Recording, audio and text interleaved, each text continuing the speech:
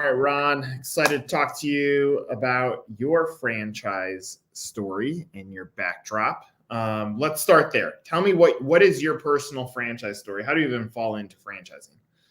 Yeah, so I'm a CPA. My background is as a CPA, and way back, a client of mine bought a franchisor and talked me into leaving my CPA firm to come and work with them as CFO and chief admin officer as part of his team on the franchise side. It was a large retail golf store franchisor, 150 stores, 200 million in system-wide revenues, and I was a key guy in the management team, not a number cruncher or anything. So while I was there, I learned a ton about franchising and frankly fell in love with franchising, with the model. We'd run into people all the time, both in the golf industry and the franchise industry, who may move from one company to another, but stayed in franchising or stayed in golf. And, it was easy to see how big franchising was and all the different opportunities in franchising. Plus, I loved the idea of being able to be part of a concept that helped the franchisees create wealth. And, it was very exciting to me when I left the golf company and got back into the CPA world. I started working with franchisors as their independent auditor. So we did audits for their financial statements that were required to be in the FDD. Then it was a UFOC, so that's how long ago it was. Franchising's grown a ton, and I love it. And a friend of mine about 5 years ago gave me a call to talk about this idea he had for a new concept in a totally new industry, which was consumption lounges, cannabis consumption lounges. I went out to Vegas to meet with him to find out more, liked his idea, saw a big need for it, and then started doing my own due diligence to figure out if it could be franchised, because cannabis is pretty unique, incredibly unique, as something that's federally illegal in the U.S., and yet it's about a $30 billion industry in the U.S., with the states being able to do whatever they want with cannabis, and federally they let them do whatever they want. As far as growing or selling or, other micro businesses. So talked to some franchise attorneys and some insurance agents about franchising, a concept that's federally illegal, right, and found out that it could be done. We could franchise it, and found out that insurance was available, because, we need it on the franchisor side, and franchisees need insurance. So all the pieces fell in place. We put the concept together. We put a really good team together for our concept. It's still a startup industry with hardly any lounges open anywhere in the U.S. None of them are the kind of model that we have, and we're working hard to get our first one open. And then we expect the franchising side to take off. Appreciate that opening. I want to turn obviously into the business, because I think there's a lot to talk about, but I do want to go back to some personal stuff as well. If we go to the business, you said we're trying to get the first one open, and obviously, like, you're navigating a different type of business model. It would be like today, the equivalent of like, good luck getting cigarettes back into restaurants. Like, you're pioneering a whole new frontier.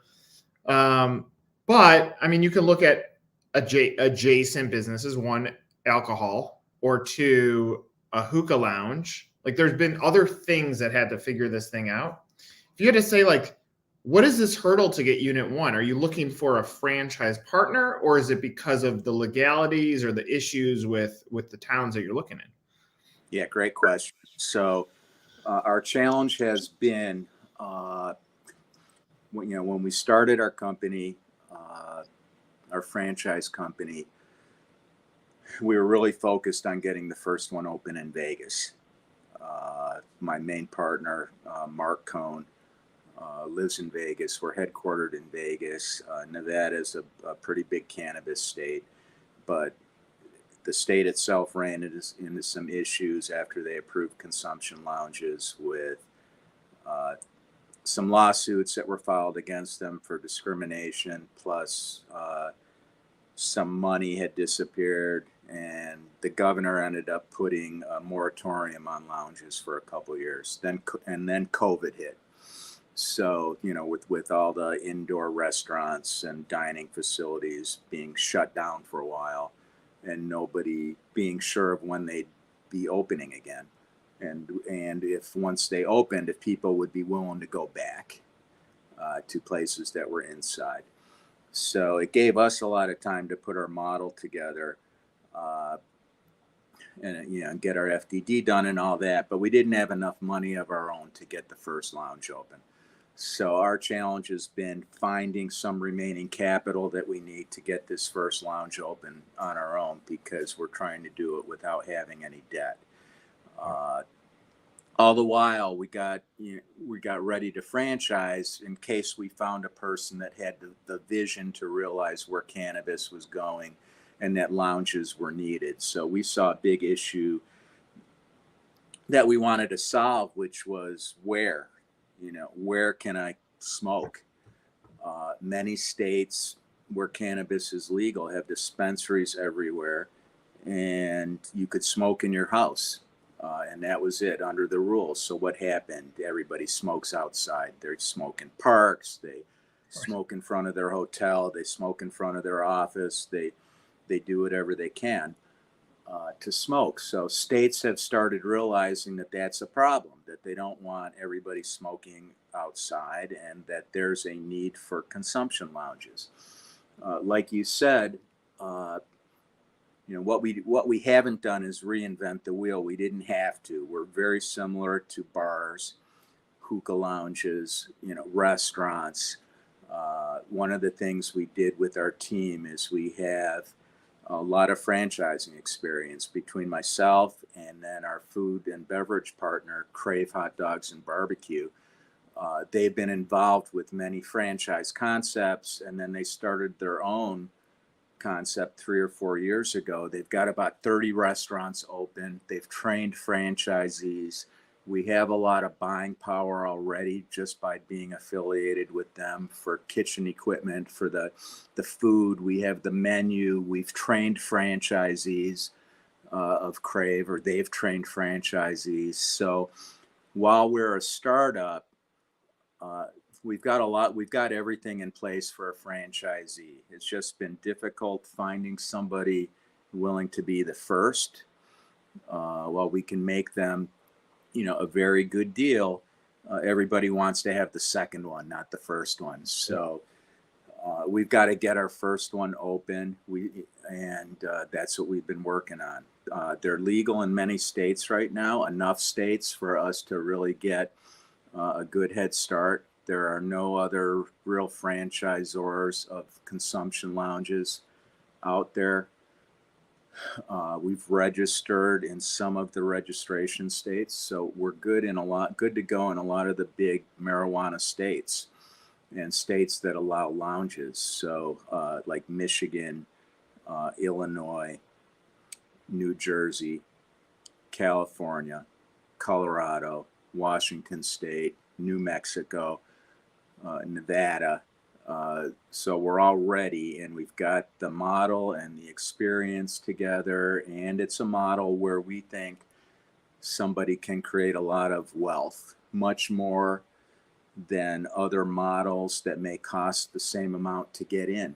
Our FDD initial investment range is approximately $600,000 to $1.2 million. A lot of other franchise concepts fall into that price range. We believe our model will be a lot more profitable than any other model that's in that similar kind of price range. And that's what we're really focused on, a model that's easy to replicate, a model where we can train everybody, a model that's legal wherever we're going to be opening them, and a model where a franchisee can get all the support they need from corporate and make a lot of money on their own. And be really, one of the first ones in. There's a lot of people there are people that get excited about being able to be one of the first ones and really not just own their own business, but help launch an industry. And that's what we're doing. I want to give some comments, which will ultimately present you the opportunity to then give me some feedback on this. But I would imagine you as a human, you're so torn in this, because as a CPA, you would advise someone to not buy it until that first unit's open so you can see the numbers. So you're like, I'm conflicted over here because of your background. You're entrepreneurial, so you know the value of this. But when I'm hearing you talk, it's like, yeah, you're going to stay the course, and hopefully you find the right business partner. And frankly, like the category is rich, not only in people, but in the financial bandwidth behind people. So it's a matter of when, not how. Right.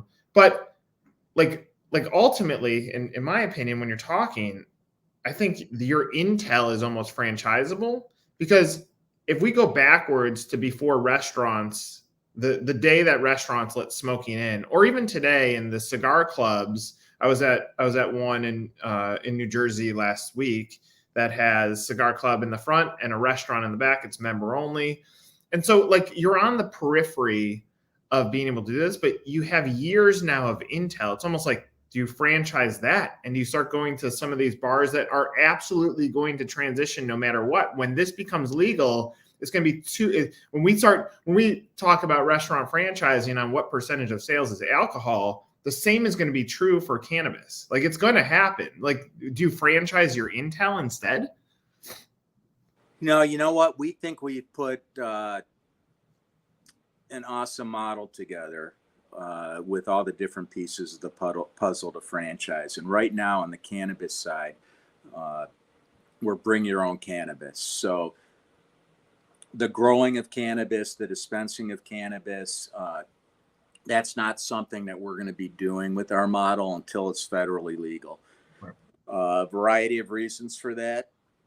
One is we want to stick to the things we're good at, which is the hospitality side. We're really, a hospitality facility for cannabis users. The other thing is there's negative tax rules right now that affect people in the cannabis business, since it is federally legal, where basically they can't deduct any of their expenses other than cost of sales, so cost of the product, right. The marijuana. We didn't want to have to deal with that. We wanted to be able to have bank accounts and take credit cards and do all the things normal businesses can do. So with our bring your own model, and what that did was take away a potential revenue stream, the sales of cannabis, but we've got memberships or entry fees. We have food and beverage. We have VIP rooms. We have entertainment, both live entertainment. We can do karaoke. We'll have pool tables. We'll have a retail area of accessories, so we can sell pipes and bongs and CBD products and things like that where it's allowed. On the alcohol side, most states right now that are allowing consumption lounges don't allow alcohol to be sold. So that, we've got a model where someone can make a lot of money right now, and then there's additional revenue streams that'll be available to us in the future on the cannabis side and on the alcohol side. So we're prepared for all that as soon as we can do it. Our franchise agreement requires a franchisee to sell alcohol and beer and wine if it's allowed, but in most places right now, they're not allowing that. So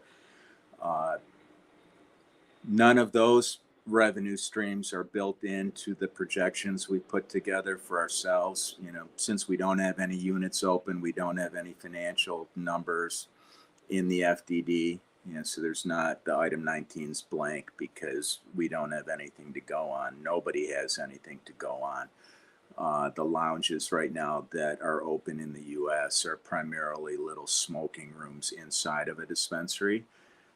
Some bigger lounges are going to be starting to open in Las Vegas. One just opened a few weeks ago. So people now will be able to get a chance to see what a lounge really can be. And like you started this off talking about, the bars and alcohol, we compare it to that all the time, to the alcohol industry. You can drink at home, but there's more than 60,000 bars in the U.S. And cannabis is very similar to alcohol. It's a big social experience. People like to go out with their friends, which they haven't been able to do yet legally on the cannabis side. So that's that. Everybody thinks lounges are the next big thing in cannabis. There's going to be some opening that are, they open one lounge and that's it. We've set ourselves up to have a national brand where members, can travel around as they travel on business and seek out the Bud's place in that area because they're a member. They've had a great experience in one of our lounges and want to go into the one when they're in Vegas or in LA or San Francisco. But we've got to, get that brand built up, and that's what we're focused on right now. So in golf, I mean, you probably dream of hole-in-ones, but you don't go to the par 3 and say, I'm going to get a hole-in-one. Right. I would imagine there's a purpose for you having these discussions. Like you're clearly a visionary in the category, and there's a million, like even take concerts, for instance. People are indoors or outdoors are perfectly fine getting high during a concert and nobody does anything about it. Like we all know this is here. So were you conflicted about saying I have the hole-in-one before you got it? Like, did you debate about even talking about franchise until it was up? No, because we love the model. We love franchising. We think, we put a really good model together. We're extremely confident in it. This first lounge that we're trying to get open, I'm putting my own money into it, along with some friends. My wife didn't want she and I to fund the whole thing. She wanted us to have some partners. She's a lawyer, but probably more conservative than I am as a CPA. So, we'll see what we can do with getting that one open, because we really want to do it without debt. Some of my partners have started talking to me about, why don't we get a loan? We need about 600,000 more. We'd like about 600,000 more for the $1.2 million that it's going to cost to open. But we've got to get that first one open. We've got a location picked out that would be a great location. It's actually 5 minutes or 10 minutes from a big outdoor concert venue, as you were just talking about concerts.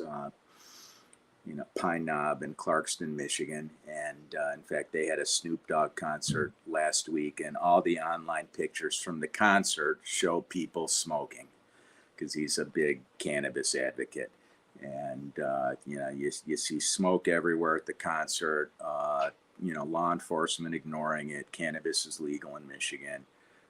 It wouldn't be legal to smoke at that concert, but nobody cares. And a lot of the stigmas relating to cannabis are going away. A lot more people are out in the open about their cannabis use.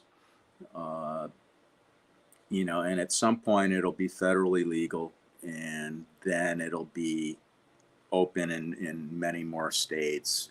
But, we don't have the credit card issues or the banking issues or the payroll issues. So we're ready to go on that as it is. And our model will be very profitable even without selling cannabis or having alcohol sales. But we'll be ready for all those in the future once they're available.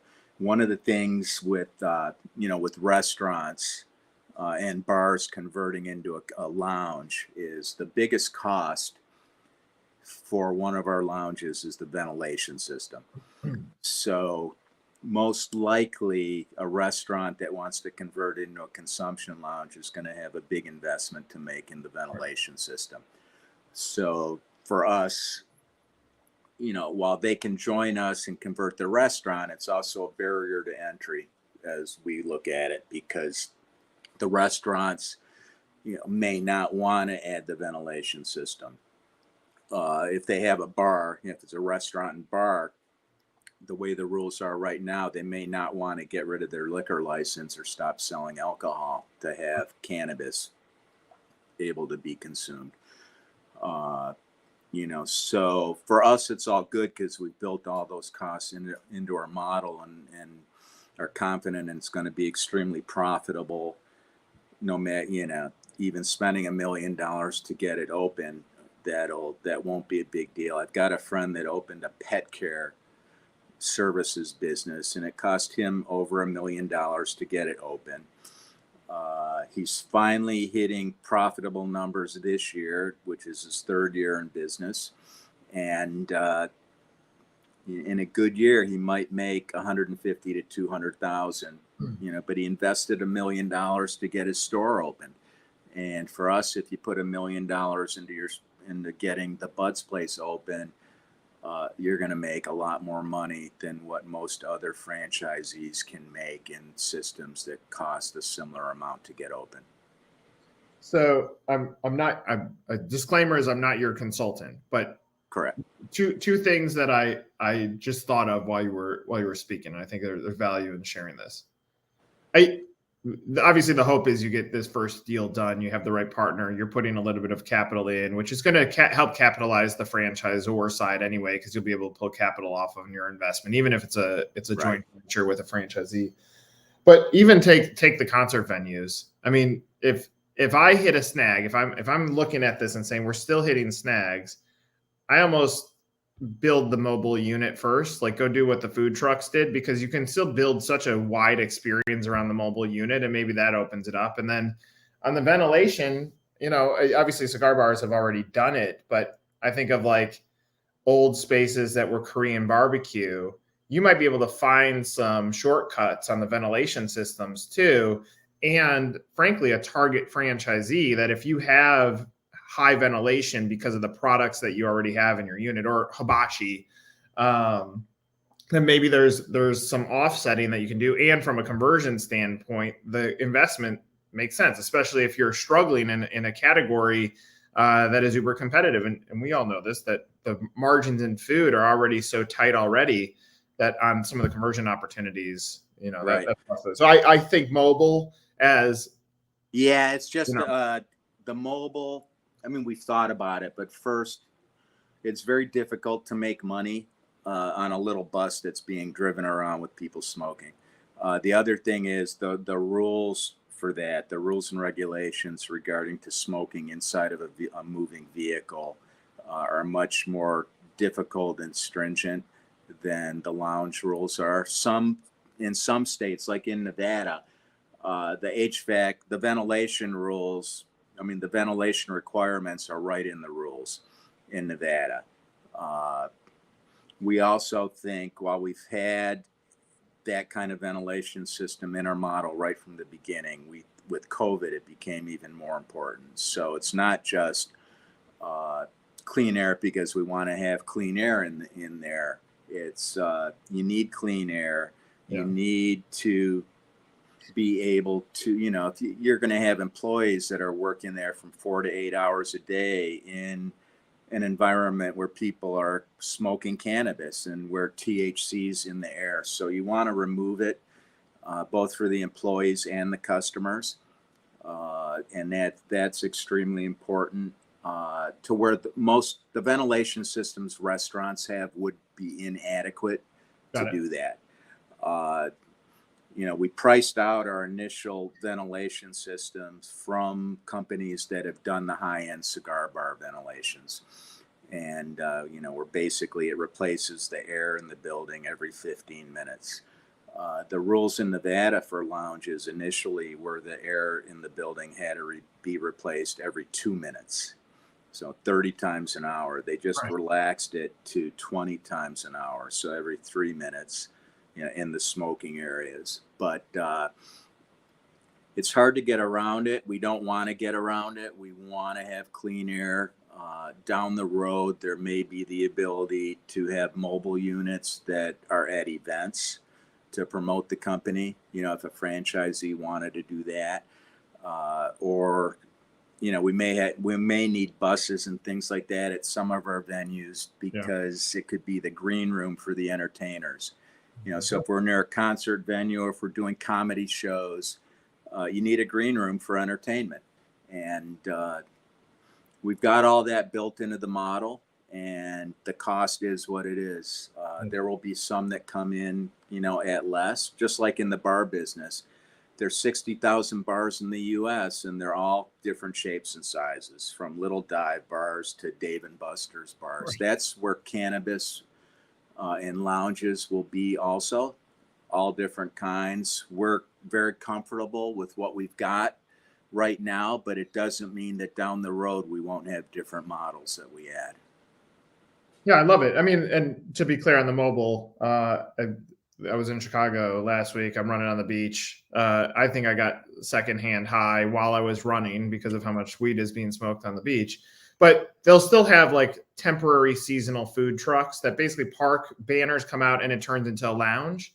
Right. So again, like the cool thing is you have all the information. I love talking about this. On the employee side, maybe don't do the vents. Maybe turnover rate would change if they're all high all the time. Maybe that's the trigger that keeps employee there. Yeah, it's just in the rules.